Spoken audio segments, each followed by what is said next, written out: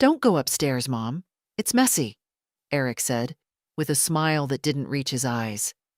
It was such an odd thing to say. I'd raised 2 children in a 2-bedroom farmhouse and had seen every kind of mess imaginable. Toys scattered like landmines, socks balled under the couch, muddy boots left in hallways. There was no mess I couldn't face. But something in his voice, the quick way his wife glanced at him and then away, caught in my mind like a burr on wool. I stood in their hallway, my coat still buttoned, clutching the basket of cinnamon rolls I'd baked that morning. The smell of them was the only warm thing in that house just then. Eric stepped closer, guiding me toward the kitchen with a hand on my elbow. "It's really not worth going up," he added lightly. "The kids have turned it into a fort. Blankets, chairs, chaos. We'll keep to the kitchen." I nodded, though I wasn't convinced. His new house had been my gift, or more precisely, my money's gift. 2 years ago, when Eric and Julia found the perfect place but needed just a little help with the down payment, I'd written a check large enough to cover nearly a third of it. I told myself it was for family gatherings, for my grandchildren's future, for the comfort of knowing my son had a home. But I'd been in that home fewer than 10 times. Julia always had a reason. The kids had homework. They were about to leave. The house was too chaotic. I told myself not to take it personally. Now, as I sat at their spotless kitchen table, sipping lukewarm coffee and listening to Julia list her new business expenses, I couldn't shake the thought of the upstairs. It wasn't that I cared about a mess of toys. It was the sharp, almost nervous edge in Eric's voice when he'd stopped me. When Julia left to take a call, I tried to focus on my coffee, but my gaze kept drifting toward the staircase. The door to the upstairs hallway was half closed. From where I sat, I could see the bottom 2 steps in perfect order. No blanket forts, no scattered Lego bricks. Eric noticed my glance and shifted in his seat. "So, Mom," he said, a little too brightly, "how's the garden holding up this year?" "About the same," I said. "A little thin on the roses. But you know," I let my words trail off and took another sip. His eyes darted once toward the stairs. That was when I knew. Whatever was up there, it wasn't a blanket fort. The strange thing was, my mind didn't immediately jump to theft or betrayal. I wanted to believe in my son's goodness. But the truth is, when you've lived 70 years, you learn to recognize a lie by the way it tries to smile at you. And Eric's smile was wearing thin. The conversation limped along after that, as if both of us were walking on a frozen pond, afraid of the cracks we could hear beneath our feet. Julia returned, her phone pressed to her ear, whispering something sharp and hurried to whoever was on the other end. She slipped past me without making eye contact and disappeared into the pantry, shutting the door behind her. I looked at my hands wrapped around the coffee cup. They weren't as steady as they used to be, and the skin was thinner now, the veins more visible. But they'd carried laundry baskets up and down stairs for decades, hauled groceries through snowstorms, tended gardens under August heat. They'd worked, and they'd built. That house upstairs, whatever was in it, had been made possible by these hands. From somewhere above came a faint thud, like a door closing. Too heavy for a child, too deliberate. "Kids playing?" I asked. Eric glanced upward. "Yeah, they're reorganizing their toys," he said, his tone light but his shoulders tightening. "You know how it is." I did know, and I also knew there was something wrong in the way he said it. When Julia reappeared, she was all smiles. "Eric, could you help me move the boxes in the garage?" Mom can relax here." She put a gentle hand on my shoulder, the way people do with strangers in hospital waiting rooms. They left together through the back door, their voices fading, their footsteps crunching on the driveway gravel. The kitchen fell silent, and that silence gave me my answer. Whatever was upstairs, they didn't want me to see, and they'd both stepped outside. I rose slowly, setting my coffee cup down without a sound. My knees ached, but I moved toward the staircase anyway. Each step felt like peeling away a layer of pretense, of years spent convincing myself that distance was just busyness, not something colder. The upstairs hallway smelled faintly of cedar, the scent of the built-in closet at the far end. I passed the children's rooms, neatly made beds, nothing that spoke of chaos or forts. At the end of the hall, Eric's office door stood ajar. And there, against the far wall, was the safe. The door hung open. From the doorway, I could see the empty shelves inside, a dust shadow where my mother's pearl brooch had once rested, the bare metal where my documents should have been stacked. My heart thudded, slow and heavy. It wasn't messy upstairs at all. It was stripped. I stepped closer, almost afraid to breathe. The faint scent of metal and dust drifted from the open safe, like the smell of a room long closed. It used to be full, not of gold bars or mountains of cash, but of my life's milestones. The deed to my little cottage, the envelope with my will updated after Harold died, a narrow velvet box that held my mother's pearls, the only thing she'd been able to pass down to me after a lifetime of scraping by. And there had been a thick envelope of savings. Not everything I had, but enough to keep me from sleepless nights. I remembered the last time I'd opened it, nearly 6 months ago, to tuck in the birth certificates of Eric's children for safekeeping. He'd stood beside me that day, chatting idly, his eyes flicking toward the stack of envelopes more than once. I hadn't thought anything of it. He was my son. You don't suspect your own child.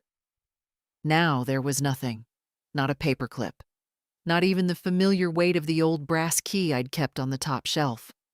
I reached out, touching the cold metal interior, as if maybe the memories could still be hiding there, tucked into some invisible seam. But it was as empty as the hallway behind me. My pulse pounded in my ears, but my thoughts were surprisingly clear. Whoever had opened that safe had done it carefully. There was no damage to the lock, no sign of a break-in. That meant one thing.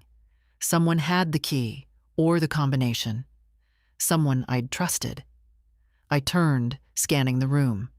Eric's desk sat in its usual neatness, papers stacked, pens in their holder, but the top drawer was slightly ajar. Inside, I saw the edge of a folded sheet of paper.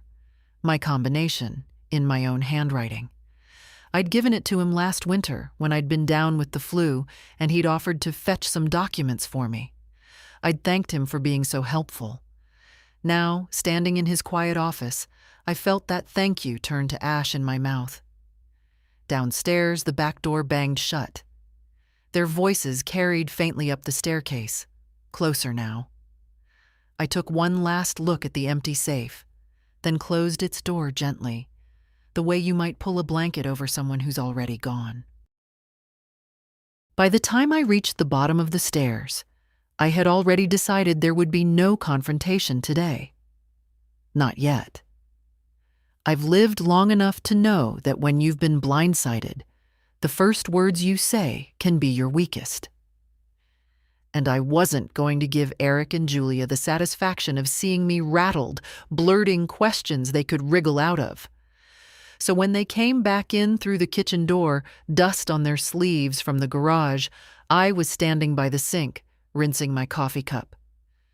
"Find everything you needed?" I asked, as if nothing in the world had changed in the last 10 minutes. Eric nodded. Yeah, thanks. Julia's got those boxes sorted now. Sorry to leave you alone. I smiled. The kind of smile you give to people you've already started locking out of your life. It's fine. I was just enjoying the quiet.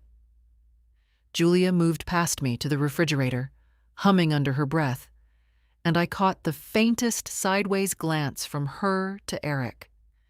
It told me two things. She knew, and she was waiting to see if I did. I left not long after, my cinnamon rolls still in their basket, because Julia had already made dessert for the kids. In the driveway, Eric hugged me stiffly, his chin just brushing the top of my head. Drive safe, Mom. Safe. The word clanged in my ears all the way home. My little cottage felt different when I unlocked the door.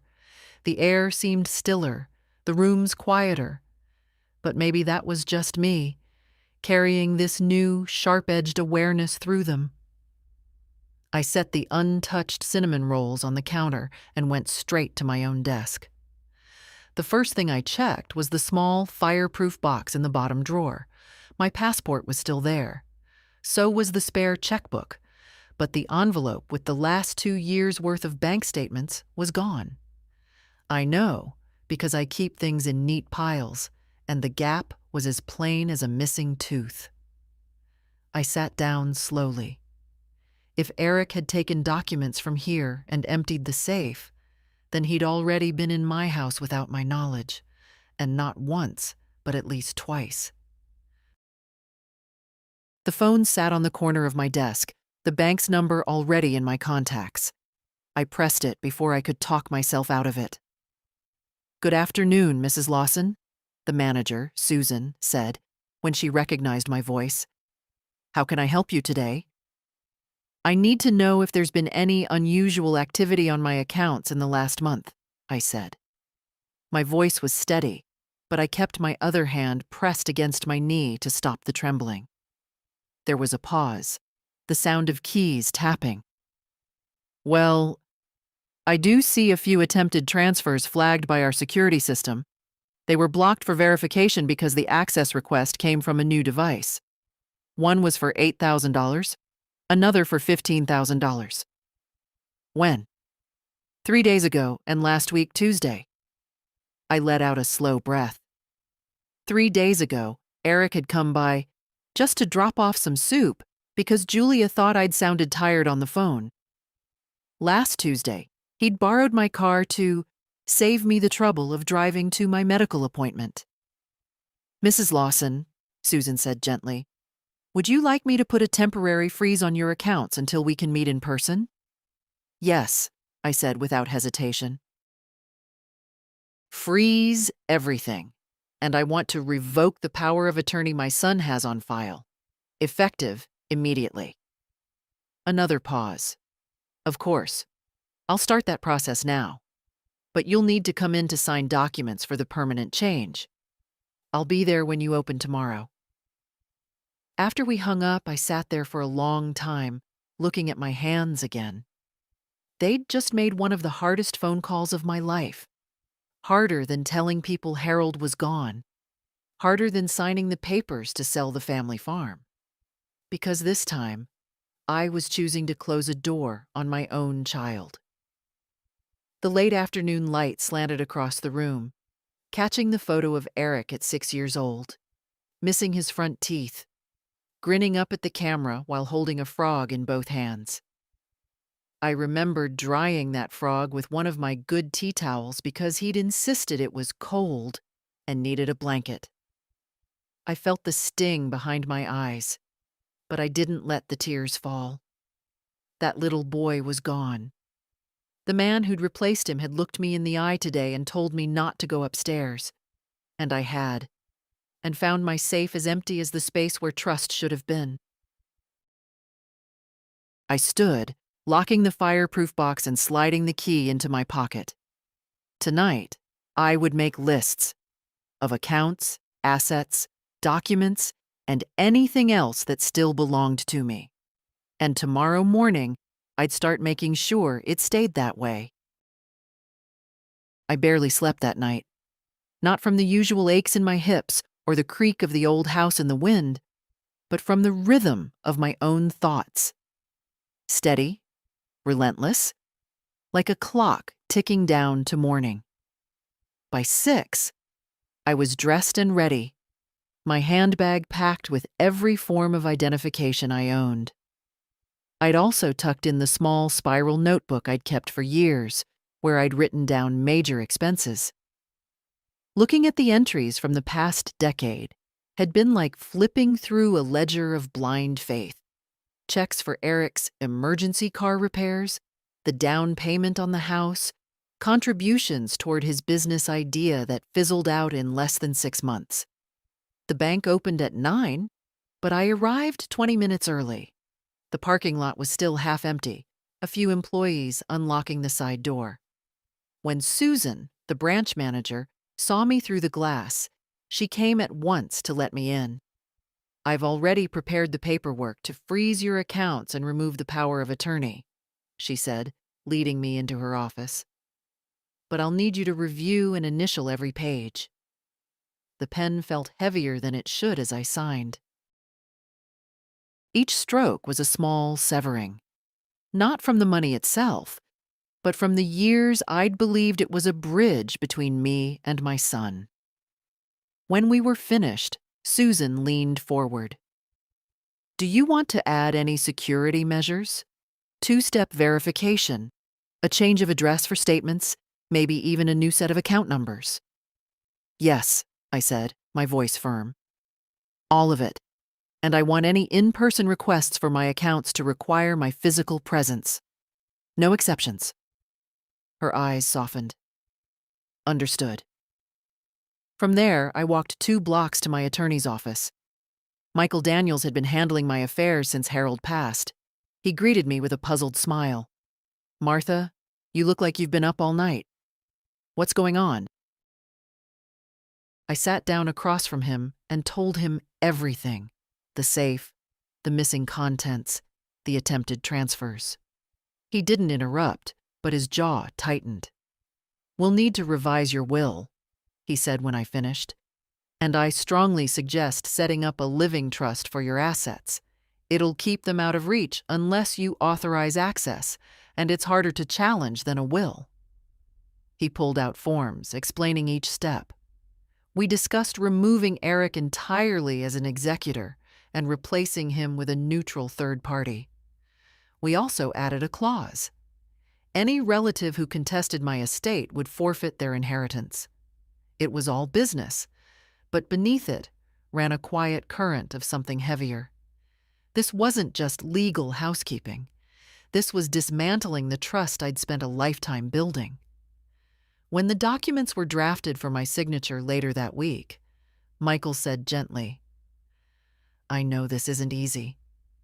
"No," I said, meeting his gaze, "but it's necessary.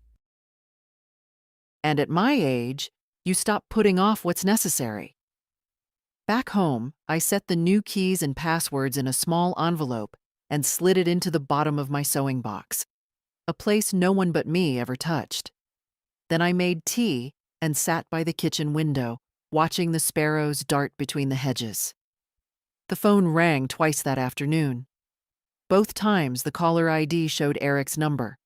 I let it go to voicemail. His voice, tense and too quick, spilled out. "Mom, we need to talk. Call me back, please." Please. I wondered if that word would have come so easily if the safe had been full, the account still open. I wrapped my hands around my teacup, letting the warmth seep in. The ache in my chest was still there, but it was no longer a hollow ache. It was filling with something steadier. Resolve. It was late Saturday morning when the knock came. 3 quick raps, then a pause. I wasn't expecting anyone, and for a moment I thought it might be Eric, ready to barge in with his explanations. But when I opened the door, it was Chloe, my oldest granddaughter. She stood there holding a paper bag from the bakery, her hair pulled into a messy bun, a pink scarf looped around her neck. Hi, Grandma, she said, her smile warm but a little uncertain. I brought you those scones you like. I stepped aside to let her in. What's the occasion? She shrugged, setting the bag on the counter. No occasion. I just wanted to see you. We made tea together, moving around each other in the small kitchen as easily as if she'd grown up there. Which, in a way, she had. When she was little, I'd watch her after school, teaching her how to braid dough for challah, or letting her sprinkle cinnamon sugar on pies. Once we were seated at the table, she looked down at her mug and said quietly, "Dad's not happy." I stirred my tea slowly. I imagine he's not. He said you've made some changes. With the bank. And other things. That's right. She bit her lip. He wouldn't tell me exactly what happened, but I can tell he's upset. And Julia. Chloe stopped herself, glancing at me. Well, she's been making little comments about you being stubborn, about you not trusting them. I met her gaze. Do you think I'm being stubborn, Chloe? Her answer came without hesitation.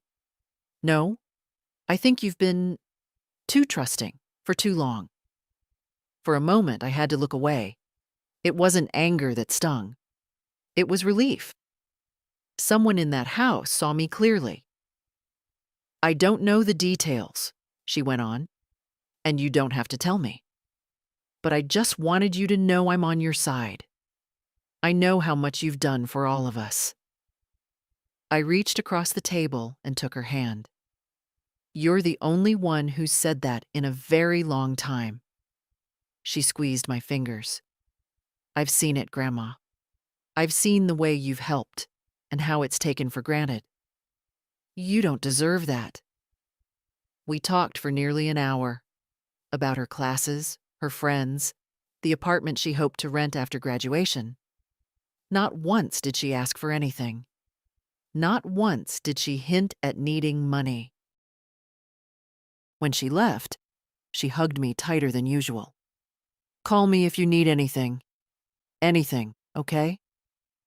After she was gone, the house felt different than it had all week.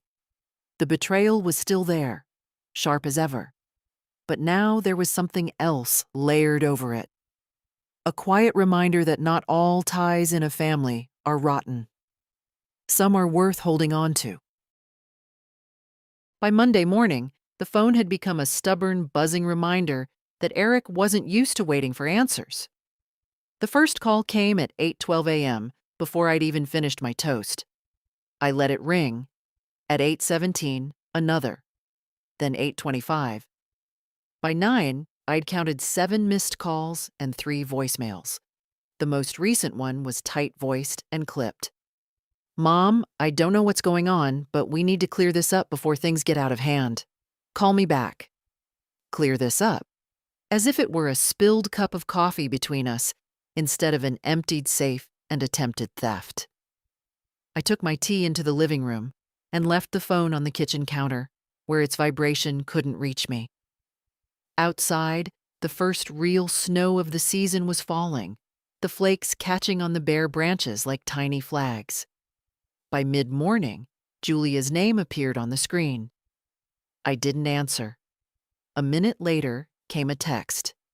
We can explain. Please give us a chance before you do something we'll all regret. There was something almost amusing in the assumption that I hadn't already done something, but I didn't reply. At 11 the landline rang, the one hardly anyone uses anymore. For a second, I considered answering, thinking it might be Chloe. But it was Eric again. Mom, please, his voice urged the answering machine. You're making a mistake. We love you. Whatever you think happened, you're wrong. Let's just talk, okay? I can come over right now. I sat perfectly still, listening to his words echo in the quiet. Love, he'd said. The same word he'd used when I signed the check for his house, for his second car, for his temporary business loan. Love wrapped around a request, like ribbon around an empty box. Around noon, I walked to the hall closet and pulled out my coat. If they wanted to find me at home, they'd be disappointed. I had no destination in mind, just the need to breathe air that wasn't heavy with their voices. The cold was bracing. I walked 3 blocks to the small park, where the benches were dusted with snow and the pond lay still under a thin layer of ice. A young couple passed me, laughing, their breath clouding in the air. I wondered if they had any idea how quickly warmth could turn to cold between people who once promised each other everything. When I returned, the red light on the answering machine was blinking furiously. 12 new messages. I didn't play them. Instead, I went into the kitchen and opened the small drawer by the sink, the one where I kept spare keys. Harold's old habit. Never put all your trust in one lock, he used to say. I sifted through until I found the key to the shed out back. The shed was musty and cold, but it still smelled faintly of cedar from the shelves Harold had built. On the top shelf, behind a box of old canning jars, sat a smaller lockbox, one Eric didn't know about. Inside was a stack of photographs, a few pieces of jewelry that had never been in the house safe, and a short list of my most important account numbers and contacts. I ran my fingers over the pearl earrings, cool and smooth, and felt the faintest easing in my chest. He hadn't taken everything. He didn't even know about these. Back inside, the phone started again. I stood in the kitchen, watching it buzz on the counter, until it finally went still. I knew this silence wouldn't last. Sooner or later, Eric would stop circling and come straight at me. And when he did, I would be ready. It was Thursday afternoon when the knock came. Not a tentative tap, but a steady, deliberate rhythm. The kind of knock that says, I know you're in there, and I'm not leaving. I opened the door to find Eric on the porch. Snowflakes caught in his dark hair, his jaw tight. He wasn't alone. Julia stood behind him, bundled in a pale wool coat, her lips pressed into a thin smile that didn't reach her eyes. Mom, Eric said, we need to talk. I stepped back, wordlessly letting them in. My house felt smaller with them inside, their presence crowding the air. Eric paced to the living room, Julia trailing behind, glancing around like she was taking inventory. Eric didn't sit. You've been avoiding our calls. Yes, I said evenly. He stopped pacing. Why? I gestured toward the couch. If you have something to say, you might as well be comfortable. Reluctantly, they sat. Julia smoothed her coat, then folded her hands neatly in her lap. Eric leaned forward, elbows on his knees. We heard from the bank. You froze your accounts. You revoked my power of attorney. That's... He exhaled sharply. That's extreme, Mom. Is it? I asked. Yes, Julia cut in, her voice cool. And it makes it look like you don't trust us. I met her gaze. Should I? Eric shifted. This is about the safe, isn't it? I said nothing, letting the silence stretch until it became uncomfortable. Eric's voice softened.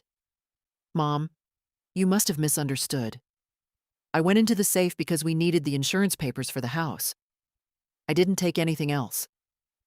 My eyes didn't leave his. Then where are my mother's pearls? He blinked. I don't know. Maybe you moved them? And the bank statements from my desk? His jaw tightened. You're remembering wrong. Julia leaned forward, her tone suddenly syrupy. Martha, stress can make us forget things. Maybe you misplaced them. Let's not turn this into something ugly over a misunderstanding. I let out a breath, slow and steady.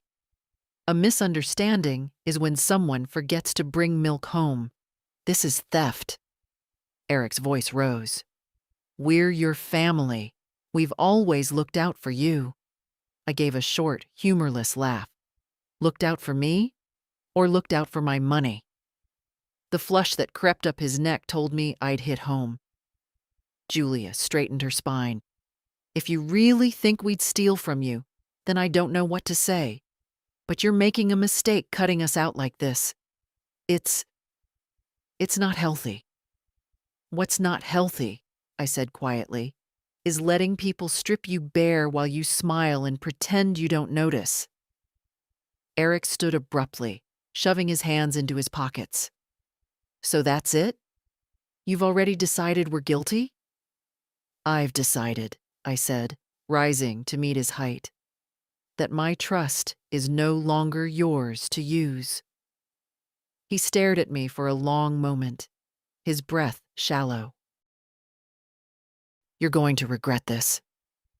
I felt the old ache in my chest, not from fear, but from knowing how far the boy I raised had drifted. No, Eric, I said softly. For the first time in years, I won't. Julia gave a sharp exhale, as if she were about to say something, then thought better of it. Eric turned toward the door.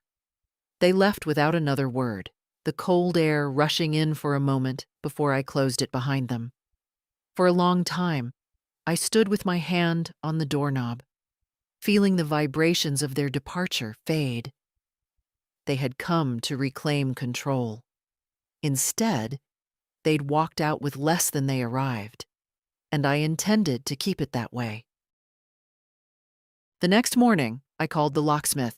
He arrived just after 10, a wiry man in his 60s with quick, capable hands and a quiet manner. Front and back doors? He asked. All of them, I said. And I want deadbolts that can't be opened from the outside without a key. No spare keys left under mats or flower pots. He gave me a knowing look, but didn't ask questions. By the time he was done, the old brass knobs Harold had installed decades ago were gone, replaced by solid steel locks that clicked shut with finality. He handed me 3 keys. I put one in my pocket, one in the lockbox in the shed, and the third in a small envelope addressed to Chloe. Next came the documents. I pulled every file from my desk and laid them out across the dining room table. Insurance policies, property deeds, medical records, tax returns. I went through each one, removing anything that bore Eric's name or gave him access. The will Michael and I had revised earlier in the week was still waiting for my signature at his office.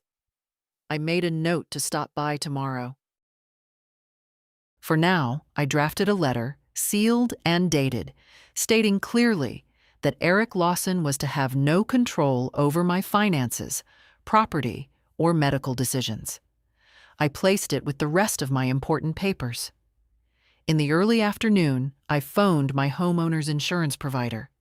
Add a security rider, I told them, and note that no one is authorized to access my property without my written consent. They asked if something had happened. I gave them the simplest answer. Just taking precautions. When I hung up, I walked through the house slowly, room by room. It felt different already, not because of the locks or the papers, but because I'd drawn a line and put myself on the right side of it. In the living room, I paused in front of the old oak cabinet where Harold used to keep his ledgers. On the top shelf was a shoebox full of photographs. Eric in overalls, holding his first fishing rod. Eric at 16, proudly showing me the driver's license he'd just earned. Eric on his wedding day, his arm tight around Julia's waist. I closed the box gently. The boy in those pictures wasn't the man who'd stood in my living room yesterday. And I couldn't spend the rest of my life trying to bring him back. Just before dusk, my phone buzzed with a text from Chloe. Dad's furious. Says you've locked him out of your life. Do you want me to come over? Not tonight, I replied. But soon, I'm all right. The truth was, I was more than all right. For the first time in years, I didn't feel like a guest in my own home. I made myself a cup of tea and carried it to the kitchen window. Outside, the snow had stopped, leaving a thin, clean layer over the yard. No footprints, no tracks. It struck me then. This was how I wanted my life to look from here on. Quiet, intact, untouched by anyone who thought my trust was theirs to take. I sipped slowly, letting the warmth spread through me. Tomorrow I'd sign the will, and that would be the last piece of the wall I was building between myself and Eric. And once it was up, I wasn't letting him find a single crack. Sunday afternoon brought a pale winter sun and the smell of wood smoke drifting from the neighbor's chimney. I was in the middle of folding laundry when a familiar knock sounded. 2 short taps, a pause, then one more. When I opened the door, there stood Evelyn Harper, my neighbor of 30 years, with a covered plate in her hands. "Baked you an apple tart," she said, stepping inside before I could protest. "Made too much for just me." We'd shared 1,000 little visits like this over the years, trading pies for tomatoes, swapping recipes, sitting on each other's porches on summer nights. But today, I felt an odd relief at the sight of her, as if she were a lifeline thrown across a widening gap. I set the tart on the counter and poured us both tea. We sat in the kitchen, steam curling up between us. Evelyn studied me for a moment, then said, "You've been quiet lately, not like you." I hesitated, then decided there was no reason to hide the truth from her. "Eric and Julia have been overstepping," I said carefully. "I had to make some changes, big ones." Her eyes narrowed. "Overstepping how?" I told her about the safe, the missing items, the bank transfers, the meeting in my living room. I didn't embellish, didn't dramatize, just the facts. When I finished, she shook her head slowly. I wish I could say I was surprised. That made me look up. "You're not?" Evelyn sighed. "I've watched them, Martha. The way they swoop in when they want something, then vanish when they don't. Harold never would have stood for it." The mention of Harold's name made my throat tighten, but it wasn't grief so much as the reminder of what it felt like to have someone in your corner without conditions. "I've locked things down now," I said. "Change the will, change the locks, shut off their access." "Good," she said firmly. "Don't you dare feel guilty about that." "I don't feel guilty," I admitted. "I feel lighter. But there's a part of me that still wonders how it came to this." Evelyn reached across the table, covering my hand with hers. "You gave them too much trust for too long. And some people mistake trust for weakness. You're not weak, Martha. You just didn't want to see what was right in front of you." Her words sat with me like a stone in still water, sinking deep, settling there. We drifted to other topics after that. Her brother's hip surgery, the rumor about the hardware store changing owners, the small things that stitch a life together. But under it all, I felt a quiet current of strength, like a hand pressed firmly against my back. When Evelyn left, she hugged me a second longer than usual. "You're doing the right thing," she said. "Don't let them make you think otherwise." After she'd gone, I cut myself a slice of her tart and sat by the window. The late sunlight glinted off the snow, turning it gold in places. Across the yard, Evelyn's kitchen light came on, and I could see her moving around, busy with her own small routines. For the first time in weeks, I didn't feel completely alone in this. There were still people who saw me, not for what I could give, but for who I was. And that, I realized, was worth more than anything in that empty safe. It was just after lunch on Wednesday when I heard the sound of a car pulling into the driveway. I wasn't expecting anyone, and when I peeked through the lace curtain, I saw Chloe's little blue hatchback. She got out carrying a grocery bag and, to my surprise, a thick manila folder tucked under her arm. Her cheeks were pink from the cold, and her breath came in little clouds as she hurried to the porch. "Hi, Grandma," she said when I opened the door.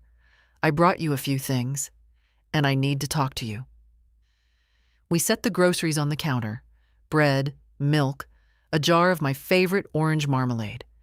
I raised an eyebrow at her. "This is more than just a visit." Chloe nodded, pulling off her scarf. "You're right. I overheard something the other night." I felt my stomach tighten. "What sort of something?" She opened the folder and slid a few papers toward me. They were bank printouts, not mine, but clearly Eric's. Transfers, withdrawals, and a large pending payment flagged for review. "I wasn't snooping," she said quickly. "I was using Dad's laptop to print a paper for school. These popped up in the print queue. And then I heard them in the kitchen talking about you." I stayed silent, letting her go on. "They were saying you've overreacted and that you'll calm down eventually. Dad told Julia not to worry, that he'd get back in somehow. He said you wouldn't be able to manage everything without him." My jaw tightened. "And what did Julia say?" "She laughed," Chloe said flatly. "Said you were too sentimental to cut them off completely. That it's just a matter of time." I took a slow breath. It was one thing to suspect, another to hear it confirmed in your own granddaughter's voice. Chloe leaned forward. "Grandma, I think you need to change more than just the locks. You should move your valuables, all of them, somewhere they can't get to. And maybe think about a safety deposit box at the bank. I'll take you if you want." I looked at her for a long moment. She wasn't asking for anything. She wasn't trying to soften me up before a request. She was offering help with no strings attached. "Why are you doing this, Chloe?" I asked quietly. Her eyes softened. "Because you've always been there for me. And I don't want to see you get hurt any more than you already have." For a moment, I had to turn away, busying myself with the kettle so she wouldn't see the shine in my eyes. "You're a good girl," I said finally. "Your parents may not like what I'm doing, but I'm not going back on it." "I didn't think you would," she said, smiling faintly. "But you should be ready for them to push harder. They won't just let this go." We spent the next hour going over what I still had in the house: jewelry, old savings bonds, a few keepsakes with more sentimental than monetary value. She helped me wrap each piece in tissue and label it, ready to be moved to the bank vault. Before she left, she paused at the door. "Grandma, if they ever show up here angry or try to pressure you, call me first. Don't deal with them alone." I promised I would, though in truth I didn't plan on giving Eric or Julia another chance to step foot inside. After she drove away, I sat at the kitchen table with the manila folder in front of me. Seeing their schemes laid out in black and white gave me a strange sense of calm. They still thought they knew me. Still thought I was the same woman who handed over checks at the first sign of need. But that woman was gone. And the one sitting here now had no intention of letting them through another door, real or metaphorical, without a key they'd never get again. It happened on a Saturday afternoon, just as I'd settled into my armchair with a fresh cup of tea and a library book. No phone call, no polite knock. The sharp rattle of my front doorknob made me look up. Then came the sound of keys, several of them, trying one lock after another. My heart didn't pound. Instead, it went strangely steady. I set the teacup down, rose, and walked to the door. The moment I opened it, Eric was there, his coat unbuttoned, breath steaming in the cold. Julia stood just behind him, arms crossed, her eyes sharp. "Your keys won't work anymore," I said, my voice calm. "I noticed," Eric replied tightly. "Why did you change the locks?" "I think you know why." He let out a humorless laugh. "This is ridiculous. We're your family, Mom. We shouldn't be locked out of your life. Yet here you are, trying to get in without my permission." I leaned against the doorframe, making no move to invite them inside. Julia stepped forward. "We just came to talk. Face to face. This cold shoulder routine is childish." "I think stealing from your own mother is childish," I said evenly. "And I'm done pretending otherwise." Eric's eyes flashed. "You can't seriously believe." "I do believe it. I believe it because I saw the empty safe with my own eyes. I believe it because the bank flagged your transfer attempts. And I believe it because I know the difference between help and exploitation. Something you've long since stopped caring about." He ran a hand through his hair, his breath coming faster. "So you've made up your mind. That's it?" "Yes," I said simply. "That's it?" Julia's voice turned silky. "Martha, think about what you're doing. This will tear the family apart. People will talk." "Let them," I said. "I'd rather be the woman who protected herself than the woman who was too afraid of gossip to act." Eric took a step closer, lowering his voice as if that might make it more persuasive. "We can fix this. Give me the power of attorney back, and I'll make sure everything is handled properly. No more mistakes." I shook my head. "No more access." The wind picked up, sending a swirl of snow across the porch.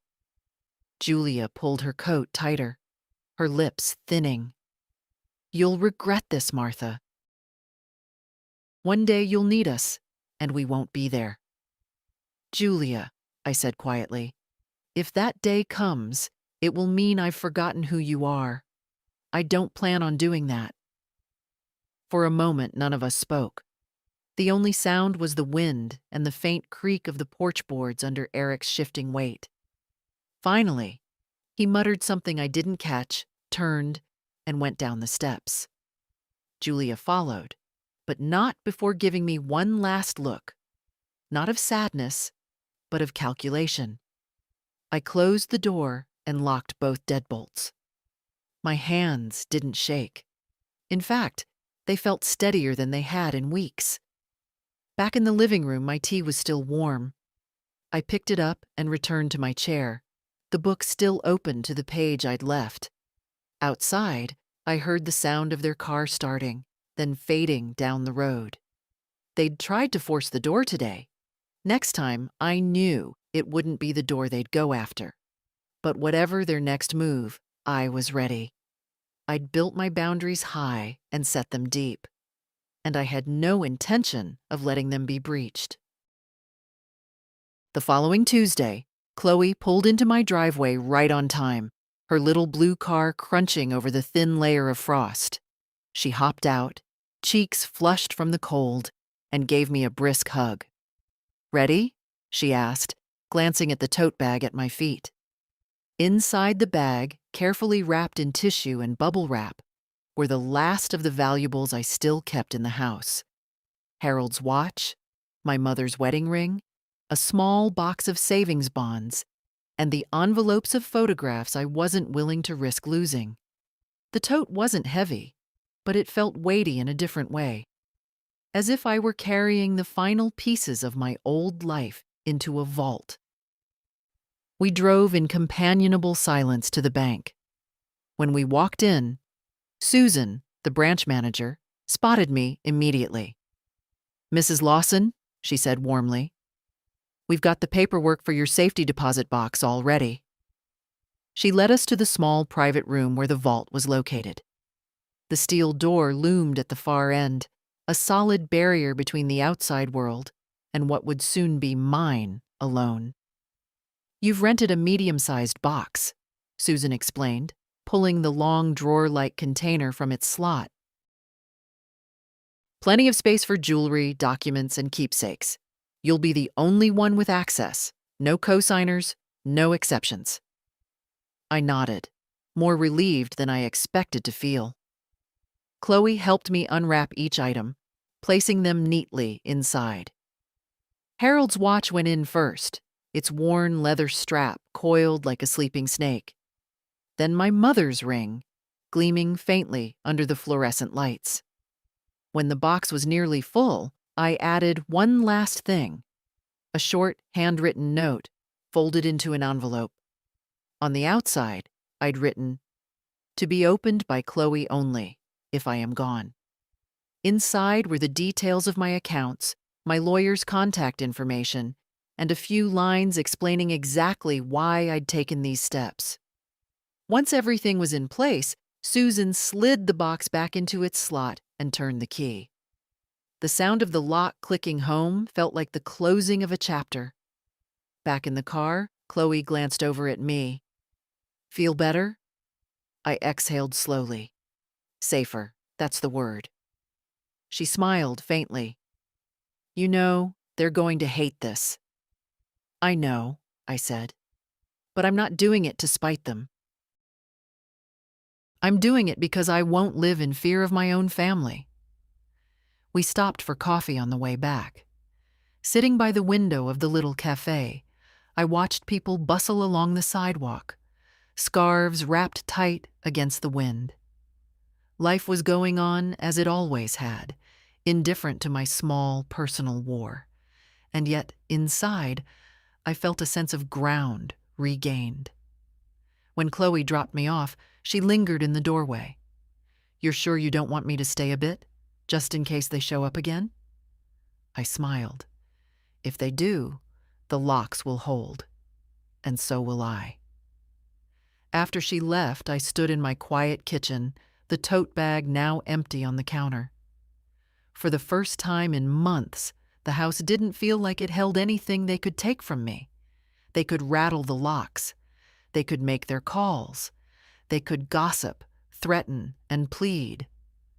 But what mattered most, my dignity, my security, my choice, was now behind a door they'd never open. And I intended to keep it that way.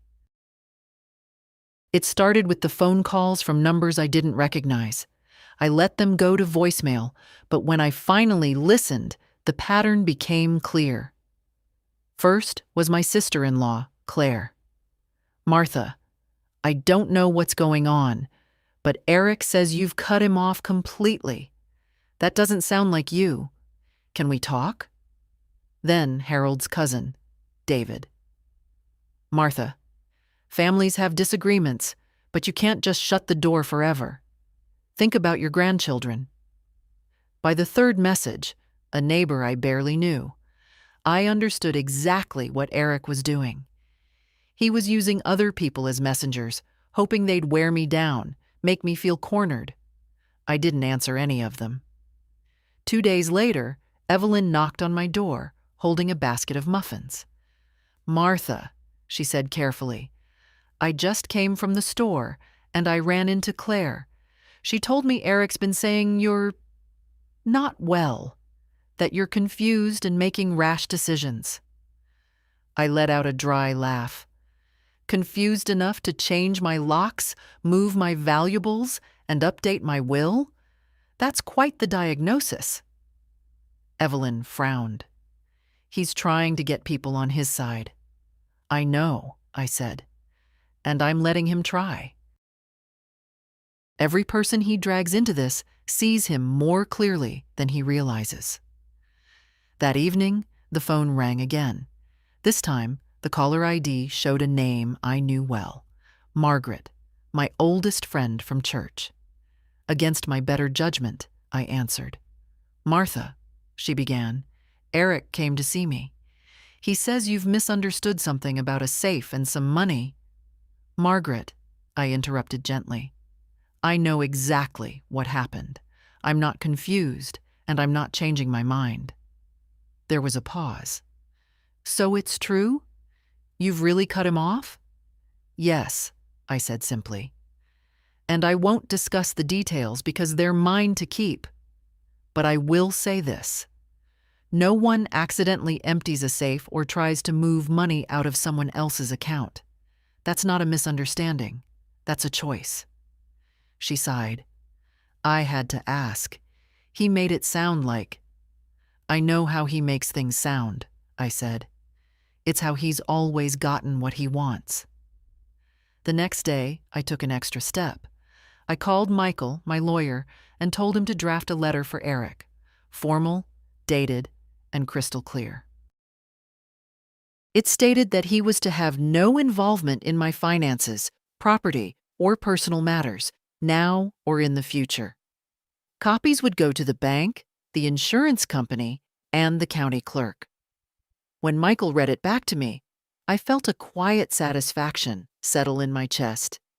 Make sure it's sent by registered mail, I said, and keep a copy in your files.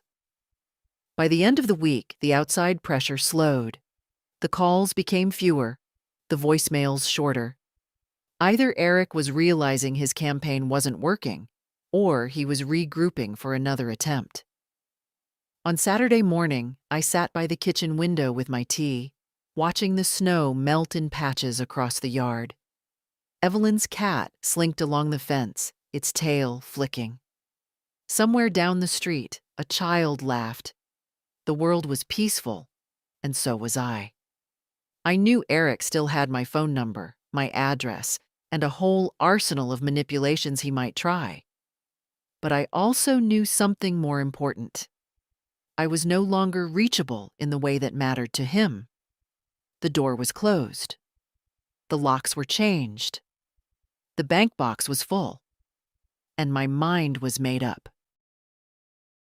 If he wanted a mother who could be persuaded, guilted, or bullied, he'd have to look elsewhere, because this one was done. The first warm day of March came early that year. The snow that had covered my yard for months was melting into soft, muddy patches, and the air smelled faintly of damp earth. I opened the kitchen window for the first time since autumn, letting the fresh air move through the house. It felt like breathing differently, deeper, clearer. I spent the morning tidying cupboards, moving slowly, not because I was tired, but because I wanted to take my time. Every dish, every folded tablecloth, every photograph in its frame was mine. Mine to keep, mine to protect. No one was circling, waiting for me to leave a door unlocked. Around noon, I made tea and carried it to the back porch. The boards were still cold under my slippers, but the sun felt warm on my face. Across the yard, the lilac bushes stood bare, but I could already see the smallest hints of green pushing through. I thought about the winter I'd just come through. Not the one outside, the one inside these walls. The frost between me and my son. The chill of realizing that love isn't always enough to keep people honest. The slow, steady decision to put my safety and dignity before someone else's comfort. There had been moments in the early days when I'd questioned myself. Was I being too harsh?